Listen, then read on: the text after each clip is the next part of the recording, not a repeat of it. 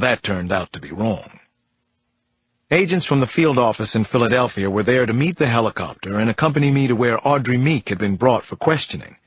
So far, there'd been no announcement to the press, though her husband had been notified and was on his way to Norristown. "I'm not exactly sure where we are right now," I said as we rode to a local state trooper's barracks. "How far is this from where Mrs. Meek was abducted?" "We're 5 miles," said one of the agents from Philly. "It would take about 10 minutes by car." "Was she held captive near this area?" I asked. "Do we know yet? What exactly do we know?" "She told the state police that the abductor brought her here early this morning. She's not sure of the directions, but thinks they rode for well over an hour. Her wristwatch has been taken away from her." I nodded. "Was she blindfolded during the ride?" I assumed that she was. "No, that's odd, isn't it? She saw her captor several times, also his vehicle. He didn't seem to care one way or the other." That was a genuine surprise to me. It didn't track, and I said so. "Stump the stars," said the agent. "Isn't that what this case is about so far?" The state trooper barracks occupied a red brick building tucked back from the highway. There wasn't any activity outside, and I took that as a good sign. At least I had beaten the press there. No one had leaked the story so far. I hurried inside the barracks to meet Audrey Meek. I was eager to find out how she had survived against all odds. The first woman who had. Chapter 50. My very first impression was that Audrey Meek didn't look at all like herself, not as she did in any of her publicity. Not now, anyway. Not after her terrible ordeal. Mrs. Meek was thinner, especially in the face. Her eyes were dark blue, but the sockets appeared hollowed out. She had some color on both cheeks. "I'm FBI agent Alex Cross. It's good to see you safe," I said, in a quiet voice. I didn't want to interview her right now, but it had to be done. Audrey Meek nodded, and her eyes met mine. I had the sense that she knew how lucky she was. "You have some color in your cheeks. Did you get that today?" I asked her. "While you were in the woods?" "I don't know for sure, but I don't think so. He took me outside for walks every day he held me captive. Considering the circumstances, he was often considerate. He made my meals, good ones for the most part. He told me he'd been a chef at one time in Richmond. We had long talks almost every day, really long talks. It was so strange, everything about it. There was one day in the middle when he wasn't at the house at all. I was petrified he'd left me there to die. But I didn't really believe he would." I didn't interrupt her. I wanted to let Audrey Meek tell her story without any pressure or steering from me. It was astonishing to me that she had been released. It didn't happen very often in cases like this one. "George? My children?" she asked. "Have they arrived yet? Will you let me see them if they're here?" "They're on their way," I said. "We'll bring them in as soon as they arrive. I'd like to ask a few questions while everything is still fresh in your mind. I'm sorry about this. There may be other missing people, Mrs. Meek. We think that there are." "Oh, God," she whispered. "Let me try to help then. If I can, I will. Ask your questions." She was a brave woman, and she told me about the kidnapping, including a description of the man and woman who had grabbed her. It fit the late Slav Vasiliev and Zoya Petrov. Then Audrey Meek took me through the ritual of the days that she was held captive by the man who called himself the art director. He said he liked to wait on me, that he enjoyed it immensely. It was as if he was used to being subservient, but I sensed he also wanted to be my friend. It was so terribly weird. He'd seen me on TV and read articles about Meek, my company. He said he admired my sense of style and the way I didn't seem to have too many airs about myself. He made me have sex with him. Audrey Meek was holding herself together so well. Her strength amazed me, and I wondered if that was what her captor had admired. "Can I get you water?" "Anything?" I asked. She shook her head. "I saw his face," she said. "I even tried to draw it for the police. I think it's a good likeness. It's him." This was getting stranger by the moment. Why would the art director let her see him, then release her? I'd never known anything like it, not in any other kidnapping case.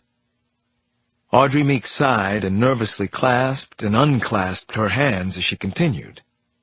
"He admitted that he was obsessive-compulsive, about cleanliness, art, style, about loving another human being. He confessed several times that he adored me. He was often derogatory about himself. Did I tell you about the house?" she asked. "I'm not sure what I said here, or to the officers who found me." "You didn't talk about the house yet," I said. "It was covered with some material, like a heavy-duty cellophane. It reminded me of event art, like Christo. There were dozens of paintings inside, very good ones. You ought to be able to find a house covered in cellophane." "We'll find it," I agreed. "We're looking now." The door to the room where we were talking was cracked open. A trooper in a brimmed hat peeked in. Then he opened the door wide, and Audrey Meek's husband, George, and her 2 children burst inside. It was such an unbelievably rare moment in abduction cases, especially one in which someone has been missing for more than a week.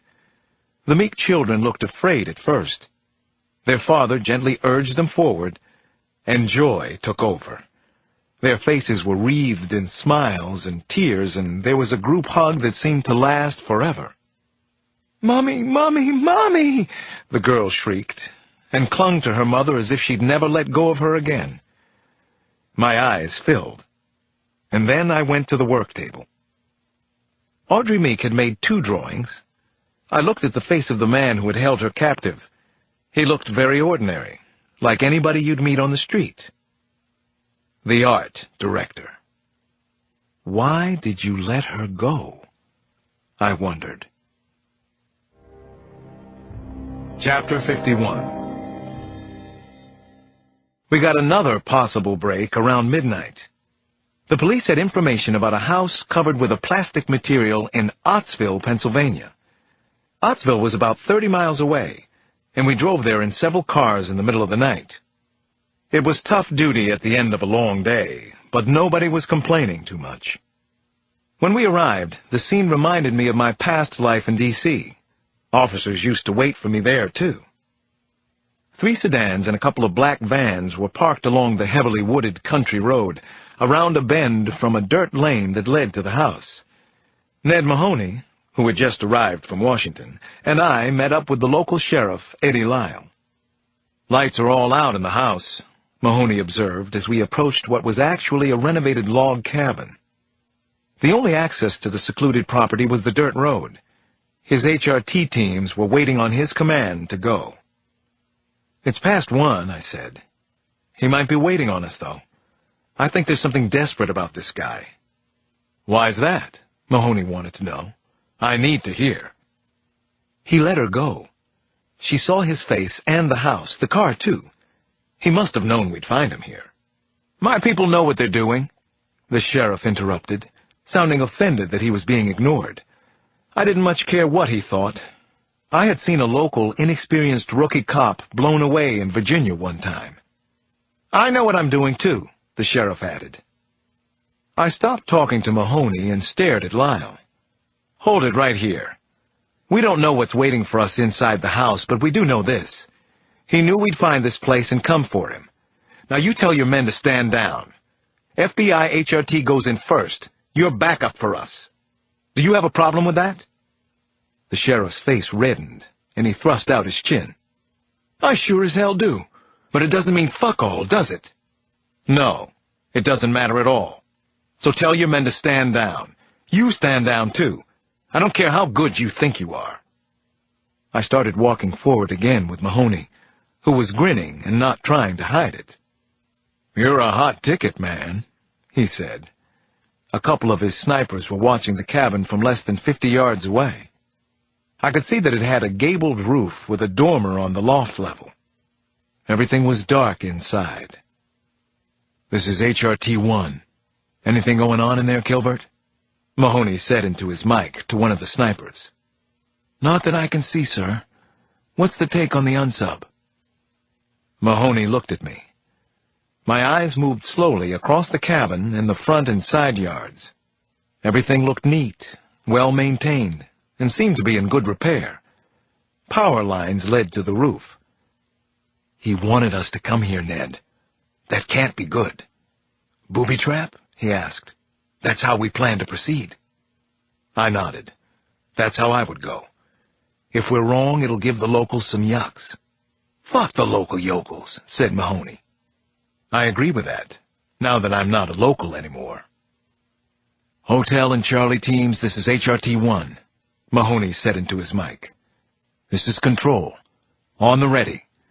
5, 4, 3, 2, 1, go! 2 HRT teams of 7 rose up from phase line yellow, which is the final position for cover and concealment. They passed phase line green on the way to the house.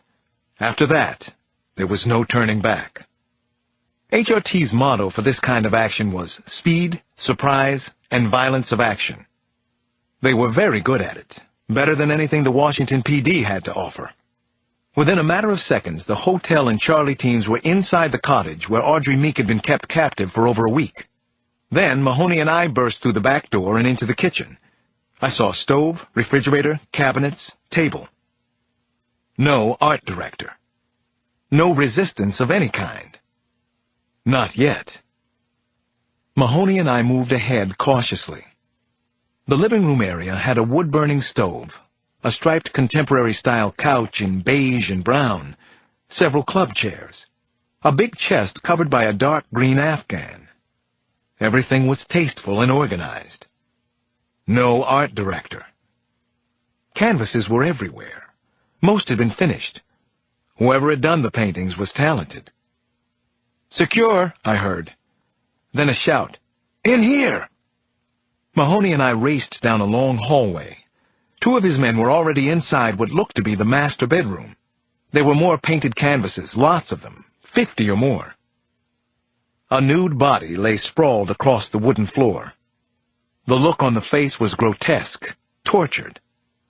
The dead man's hands were tightly wrapped around his own throat, as if he were strangling himself. It was the man Audrey Meek had drawn for us. He was dead, and his death had been horrible. Most likely poison of some kind. Papers lay scattered on the bed. Alongside them, a fountain pen. I bent and began to read one of several notes. To whomever. As you know by now, I am the one who held Audrey Meek captive. All I can say is that it is something I had to do. I believe I had no choice, no free will in the matter. I loved her since the first time I saw her at one of my exhibitions in Philadelphia. We talked that night, but of course she didn't remember me. No one ever does. Until now, anyway. What is the rationale behind an obsession? I have no idea, not a clue, even though I obsessed on Audrey for over 7 years of my life. I had all the money I would ever need, and yet it meant nothing to me. Not until I got the opportunity to take what I really wanted, what I needed. How could I resist, no matter the price? $250,000 seemed like nothing to be with Audrey, even for these few days. Then a strange thing, maybe a miracle. Once we spent time together, I found that I loved Audrey too much to keep her like this. I never harmed her. Not in my own mind, anyway. If I hurt you, Audrey, I'm sorry. I loved you very much. This much. One sentence kept repeating inside my head after I finished reading. Not until I got the opportunity to take what I really wanted, what I needed. How had that happened? Who was out there fulfilling the fantasies of these madmen? Who was behind this?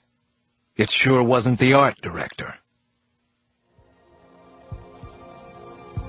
Part 3. Wolf Tracks. Chapter 52.